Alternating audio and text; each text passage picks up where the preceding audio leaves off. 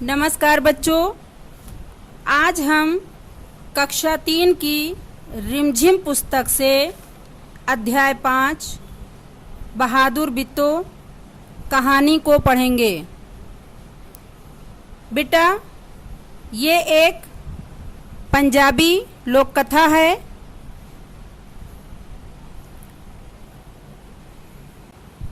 लोक कथा क्या होती है जानते हैं आप?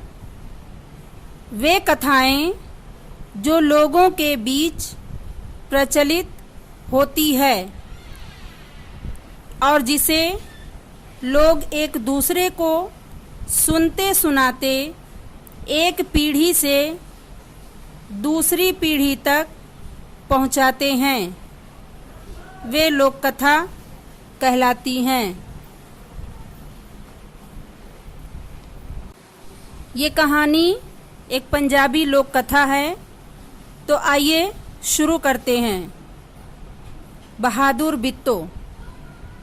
बेटा, ये एक किसान और उसकी बीवी की कहानी है। किसान कौन होते हैं? किसान वो होते हैं जो खेतों में काम करते हैं, हमारे लिए फल और सब्जियां उगाते हैं, वो होते हैं किसान। तो आइए देखते हैं इस कहानी में क्या है। एक किसान था, उसकी बीवी का नाम था बिट्टो। बेटा, उसकी बीवी का क्या नाम था? उसकी बीवी का नाम बिट्टो था। वो बहुत ही बहादुर और समझदार औरत थी।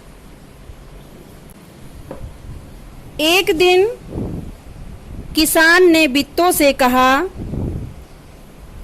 सुबह जब मैं खेत में हल चला रहा था तो एक शेर ने आकर कहा, किसान किसान, अपना बैल मुझे दे दे, वरना मैं तुझे खा जाऊंगा। बिट्टो ने पूछा, तूने क्या जवाब दिया? किसान ने कहा, मैंने कहा तू यहीं रुक, मैं घर जाकर अपनी गाय ले आता हूँ। अगर तू बैल खा लेगा तो हम लोग भूखों मर जाएंगे। यह सुनकर बिट्टो को बहुत गुस्सा आया। उसने किसान को फटकारा।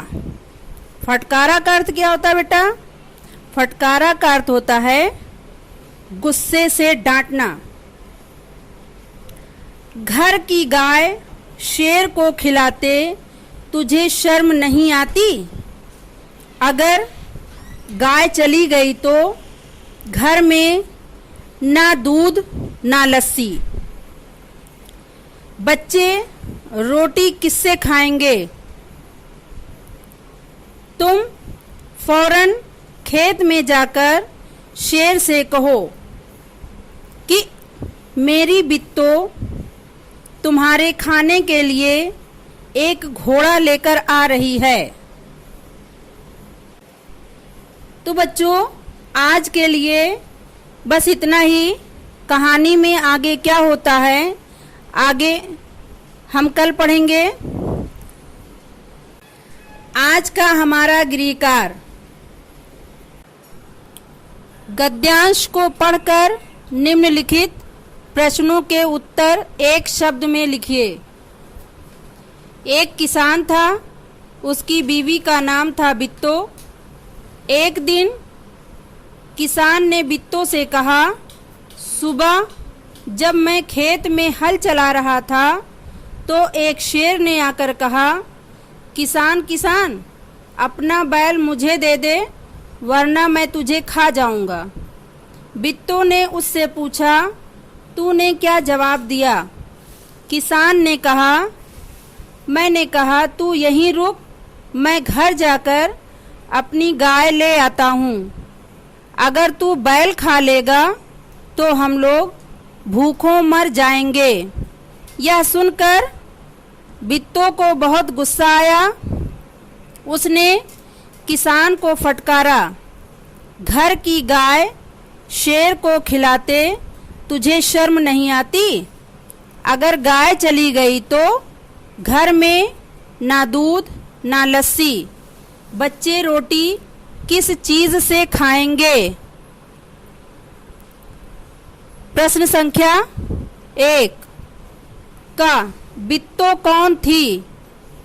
ख हल कौन चला रहा था? ग शेर ने किसान से क्या मांगा? घ अगर गाय चली गई तो घर में क्या नहीं रहेगा?